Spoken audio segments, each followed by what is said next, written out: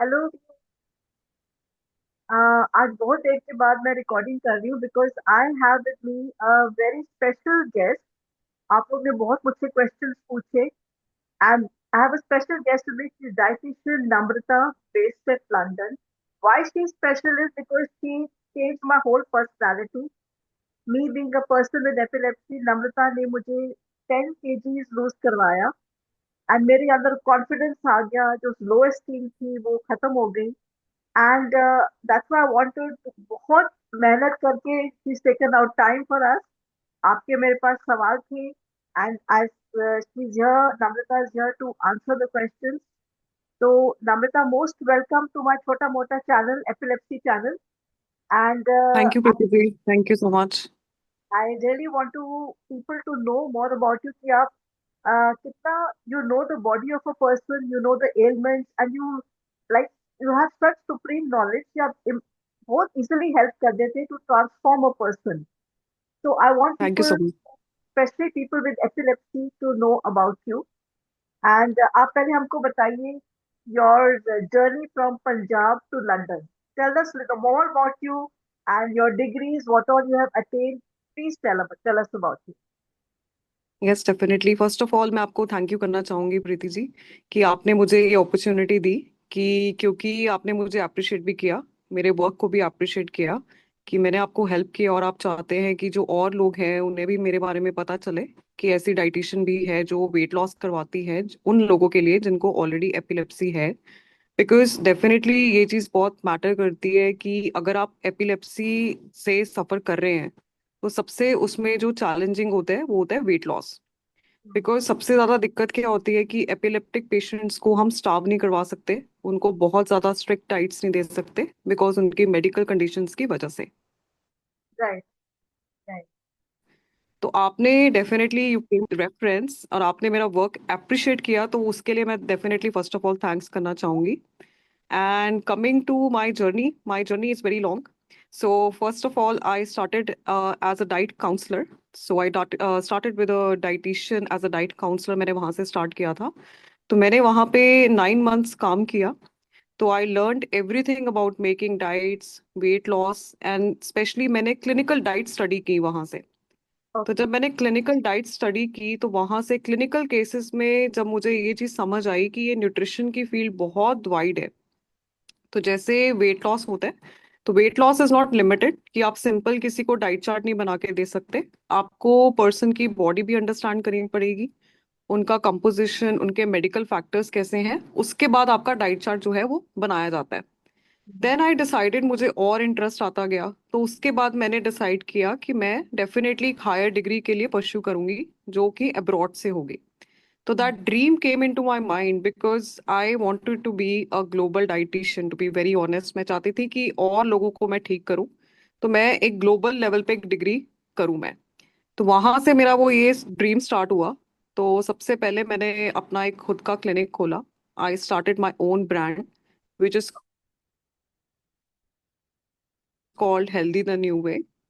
तो वहाँ खुद का मैंने सोचा था कि मैं खुद का एक डेफिनेटली ब्रांड स्टार्ट करूंगी, तो मैंने अपना क्लिनिक खोला विद रेफरेंसेस। और जैसे जैसे क्लाइंट्स ठीक होते गए मुझे और रेफरल्स मिलते गए, वो और काम बनता गया धीरे धीरे। जैसे जैसे लोग ठीक होते गए उनकी ब्लेसिंग्स की वजह को वहाँ पे बहुत जल्दी विद इन 1.5 years मेरा बहुत नेम प्रोनाउंस्ड हो गया in Chandigarh. I became one of the leading dieticians Yes. In Chandigarh. But yes के क्लाइंट्स को मैं ठीक करती रही, बट हाँ मैंने डेफिनेटली सोचा था कि मैं एक ग्लोबल लेवल पे डिग्री जरूर करूंगी। तो फिर मैंने डिसाइड किया कि मैं मूव करूंगी लंदन। वहां से मैंने परस्यू किया MSc nutrition with public health management. Okay. Now nutritionist and dietitian ये सिमिलर होता है, बट आप पब्लिक हेल्थ मैनेजमेंट में जब जाते हो तो आप पब्लिक लेवल पे वो चीजें ठीक कर पाते हो। Okay. फिर मैंने वहां से वो कंप्लीट किया। उसके बाद जब आपकी डिग्री कंप्लीट हो जाती है, I got registered my self with AFN, that is association for nutritionist in UK. तो वो मेरा कंप्लीट हुआ। तो उसके बाद कंसल्टेशंस मैं एज अ डाइटिशियन भी ले रही हूँ। Now I am a clinical nutritionist as well, I am a health coach as well, I am a lifestyle advisor as well. तो यही मेरी एक शॉर्ट जर्नी थी, बताई। नहीं, एंड व्यूअर्स, मैं बताना चाहती हूँ नम्रता इज वेरी स्ट्रिक्ट एंड हमको स्ट्रिक्ट की जरूरत है। मतलब पराठे खाने का मन करता है, टेम्पटेशन होती है, but she is very strict in her routine, in her classes, and that is what we actually need. That help me lose weight, 10 kgs I lost. मेरे को कभी लगा नहीं था आई वुड लूज। नम्रता, मेरे लॉट ऑफ पेशेंट्स ने कुछ questions भेजे हैं आपके लिए, एपिलेप्सी पेशेंट्स ने। जैसे most yes. Important, most frequent हाँ जी। क्वेश्चन, एंटी एपिलेप्टिक ड्रग्स क्या वो हमको वेट पुट ऑन कराती हैं? First of all this is a myth. Epileptic drugs कभी भी आपका वेट गेन नहीं करवाती। आपका जो वेट गेन होता है वो सिर्फ एक ही कंडीशन में होता है, अगर आप कोई स्टेरॉइड्स ले रहे हैं। जब तक कि आप किसी स्टेरॉइड मेडिकेशंस पे नहीं है तो कभी भी एपिलेप्टिक ड्रग्स आपका वेट गेन नहीं करवाते, ना ही वो वेट लॉस करवाते हैं। तो वो सिर्फ आपके जो आपको एपिलेप्सी से बचाने के लिए, लाइक वो आपके आपकी हेल्थ को अच्छा करने के लिए वो आपको दिए जाते हैं। But there is it's a myth. वो आपका कभी भी वेट लॉस या वेट गेन पे आपको अफेक्ट नहीं करते। ये बहुत मार्केट में निकलता है, keto diet is very good for epilepsy patients, intermittent fasting. तो इनमें से आप क्या सजेस्ट करते हैं for epilepsy patients? Keto is good. बहुत मैंने मतलब हम अगर हर कोई आदमी गूगल करता है तो गूगल में इतने रिजल्ट्स आते हैं कि get confuse. So is keto diet good? Is or intermittent fasting, is that better? क्या बेटर होता है हमारे लिए?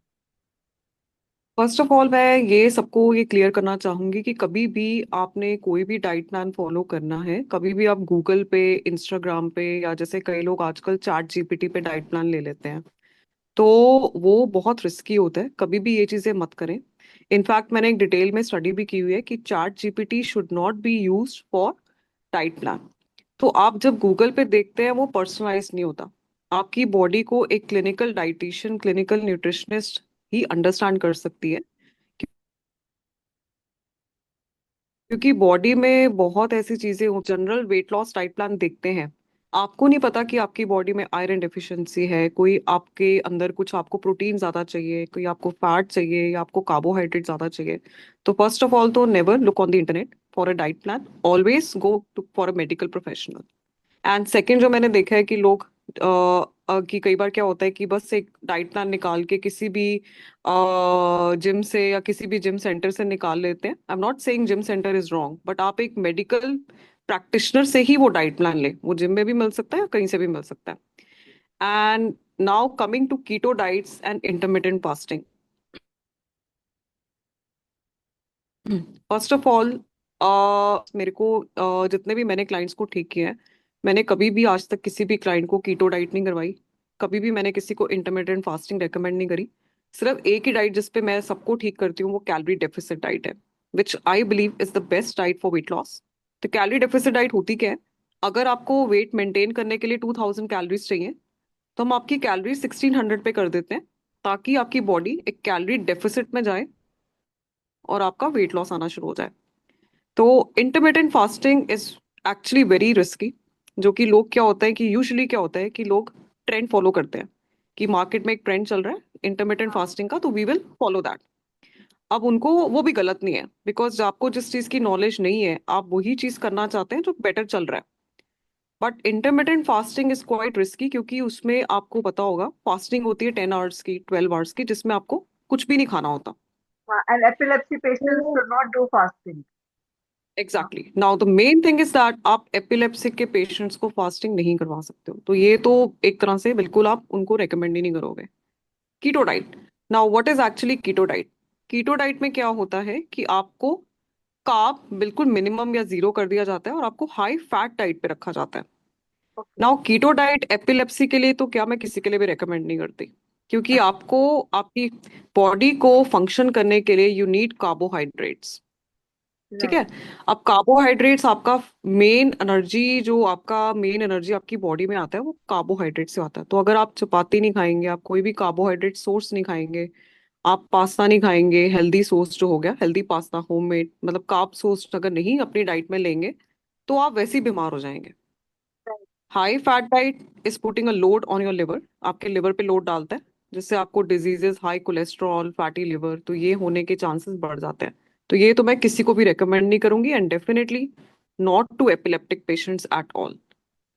एपिलेप्टिक पेशेंट्स को हम कौन सी डाइट रेकमेंड करेंगे, वो है कि आपको eat after every 2 hours, yes. But medium carbohydrate, medium fat and high protein diet, जो हम इनको रेकमेंड करते हैं।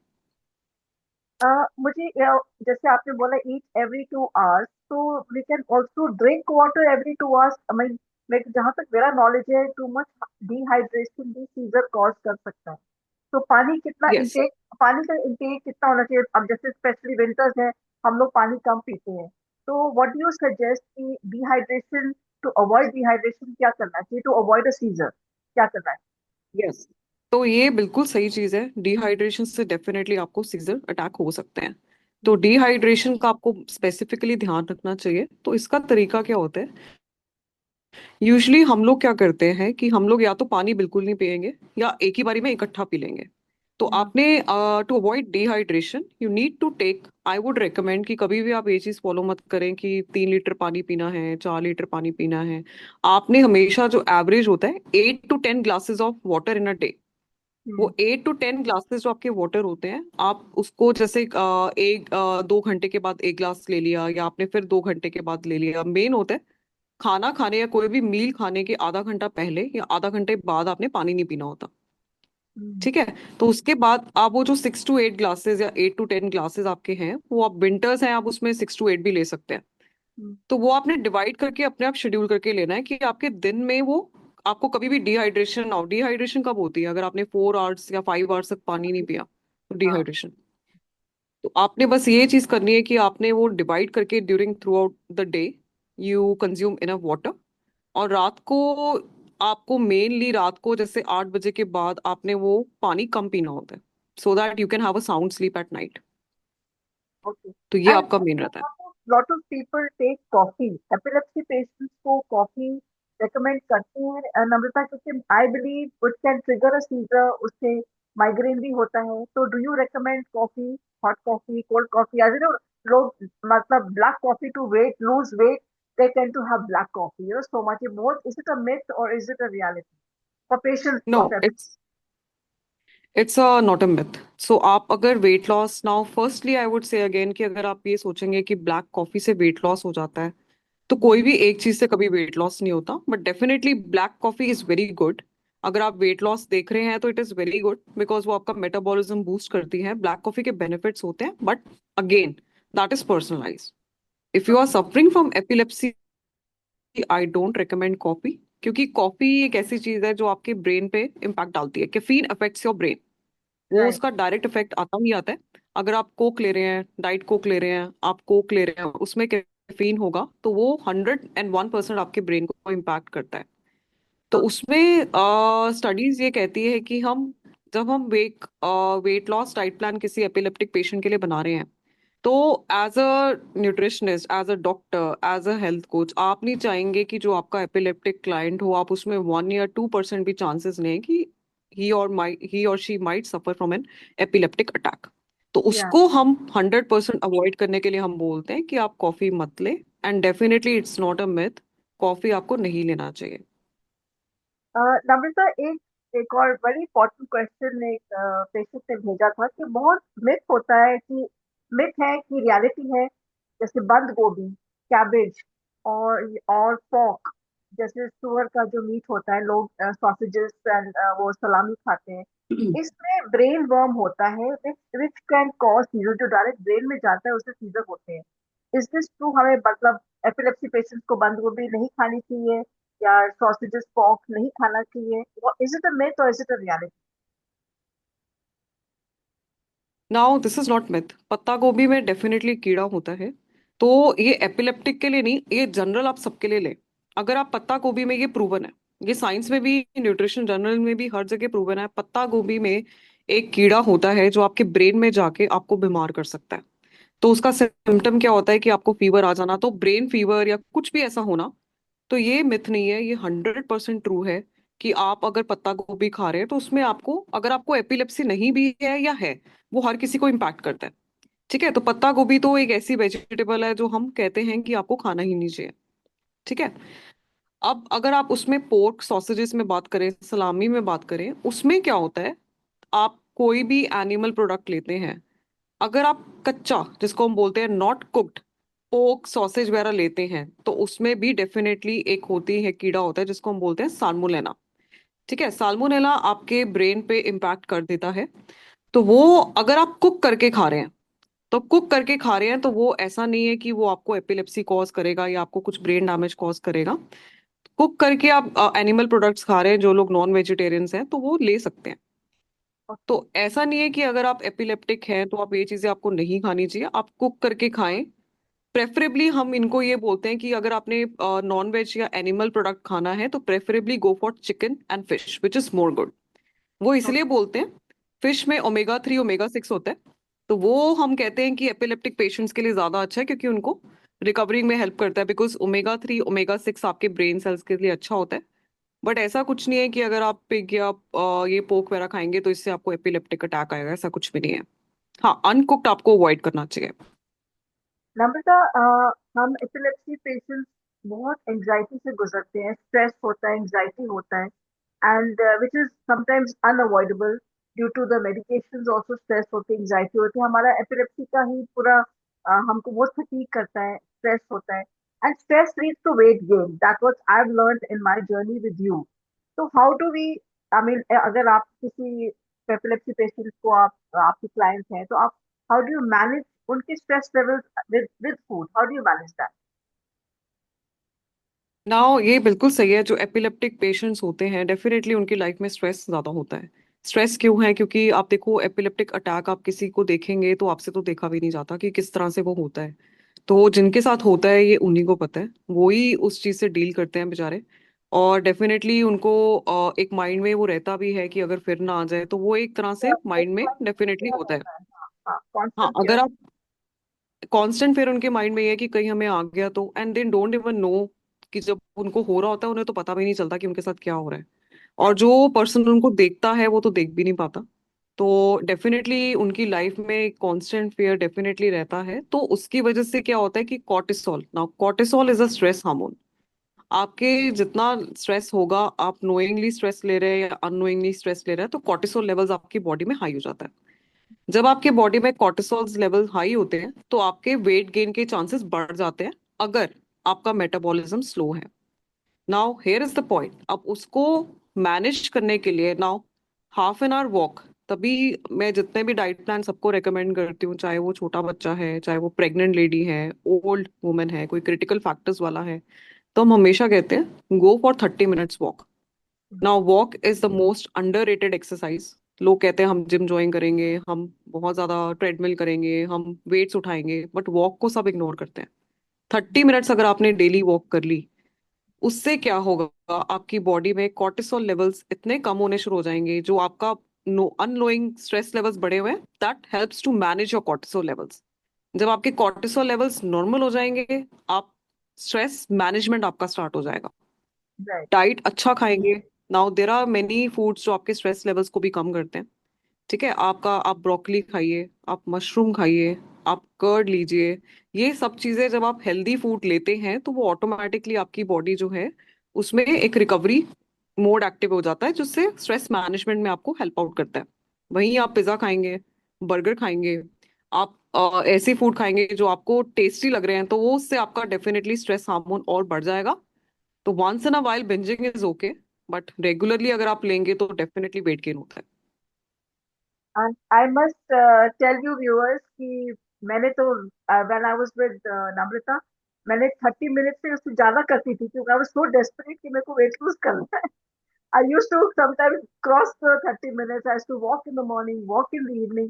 मतलब you just have to, like, जैसे हम डॉक्टर के पास जाते हैं, हमें एलिमेंट और हमें मेडिकल नॉलेज नहीं है कि हम लोग हमारी बीमारी का क्या प्रॉब्लम है, क्या इलाज है। तो सिमिलरली हम जो खाते हैं उसके लिए we do need a dietitian, we do need a nutritionist who will guide us, हम सही खा रहे हैं, गलत खा रहे हैं, बिंज कर रहे हैं, ठीक कर रहे हैं। If you want to lose weight, contact Namrata and my, इसमें मैं, आप लोग मुझे कॉन्टैक्ट कर सकते हैं। I will give you Namrata's WhatsApp number and you can start your journey. अब Namrata, the last question for the day and the nation wants to know, आप जब इतने क्लाइंट से बात करती हैं, end of the day how do you unwind? मतलब relaxing करने के लिए do you have some hobby, how do you pass your time कि बस नेटफ्लिक्स देख लिया, या बिकॉज इतनी इतनी एनर्जी होती है उनकी पेशेंट्स की, आपके पास नेगेटिव एनर्जी भी हो सकती है, तो how do you unwind, what is, we all want to know. Exactly मेरा कैसा रहता है कि जब मैं क्लाइंट्स की कंसल्टेशंस लेती हूँ तो डेफिनेटली मुझे बहुत अच्छा लगता है eight the and of the day कि एटलीस्ट मेरी लाइफ की कोई वैल्यू है, कि मैंने किसी को हेल्प किया। Like now God has sent me to कि मैं किसी को ठीक कर पा रही हूँ, तो मुझे खुशी होती है। कि अगर जब मुझे क्लाइंट्स बोलते हैं कि मैम हमने वेट लॉस किया, आपने मुझे हेल्प आउट किया, मैंने इतना लूज किया, मुझे सबसे अच्छी खुशी तब मिलती है जब क्लाइंट्स बोलते हैं मैम हमने बहुत जगह जगह ट्राई किया, हम वेट लॉस नहीं कर पाए, बट आपके पास आके हमें अच्छा लगा, तो मैं खुश हो जाती हूँ। बाकी डेफिनेटली आपको अपनी लाइफ में हॉबीज डेफिनेटली रखना चाहिए, बिकॉज आपके लाइफ में हमेशा एक बैलेंस होना चाहिए। तो अगर आप वर्क हार्ड कर रहे हैं, नाउ आई से वर्क मोर हार्ड, आप और ज्यादा काम करें, बट हाँ आप अपने लिए भी टाइम निकालें। तो मेरे लिए डेफिनेटली इंजॉयमेंट होती है गुड स्लीप, या गुड मूवी, या फिर good cup of coffee. So that is what I try to do at the end. And definitely I thank God कि मुझे जो भी मिला, I am definitely the most important thing is always thank God. अगर कुछ चीज अच्छी भी हो रही है तब भी थैंक गॉड, नहीं भी हो रही तब भी थैंक गॉड, तो यही मेरा मंत्र है। उसके बाद फिर मैं आराम से सो जाती हूँ and geared up for the next day. So this is what I do. Yes, and viewers, I must tell you, I mean, it was so difficult to get Namrata on this thing because she was client after client, and she is actually such a, no, apart from being a good nutritionist, she's a good human being, very helpful. किसी ने मुझे refer किया नम्रता का नाम, मैंने भी आगे अपने cousins को रेफर किया that please go to her, she will help you. She has actually transformed me. ये नहीं कि during the journey only the diet plan, but the diet plan stays with you for life. You can always follow it again even when you're not with us, because it is like एक बार lesson दे दिया तो दे दिया. So Namrata, thank you so much for joining us, and I'm sure a lot of epilepsy patients would have benefited from this. And आपने इतना help किया है, इतना guide किया है, आप please further करते रहिए, just keep passing the candle on, and thank you for joining us, giving us so much information. God bless you, and keep encouraging, inspiring people. Thank you so much, Namrata. Thank you Preeti ji, मुझे भी आपका thank you करना चाहिए कि आपने मुझे appreciate किया मेरे वर्क को, और मुझे डेफिनेटली आपने अपने चैनल पे बुलाया, तो मुझे भी डेफिनेटली आपको थैंक यू करना चाहिए। बिकॉज आप जब अच्छा काम करते हैं, अगर लोग आपको अप्रिशिएट करें, तो वो मेरे लिए वही रिवॉर्ड है कि मेरा वर्क अप्रिशिएट हुआ। तो आई am very blessed also that you appreciated मी, तो मैं उसी में बहुत ज्यादा खुश हूँ, और आपने मुझे ये अपॉर्चुनिटी दी। Definitely I am very much thankful to you. और आप भी बहुत अच्छे, आपने मेरे प्रेस में भी बहुत बोला, आप खुद भी बहुत अच्छे ह्यूमन बीइंग है। डेफिनेटली आपने मुझे रिगार्ड किया मेरे वर्क को, तो आप खुद भी बहुत अच्छे ह्यूमन बीइंग है। तो God bless you also and everyone. And definitely. Namrata, I'm not letting go of you so easily. एक बार I put on weight again, I'll come back to you. So मेरे को because addiction हो जाती है, because I know she's the only one who can help me. So God bless you, Namrata, definitely.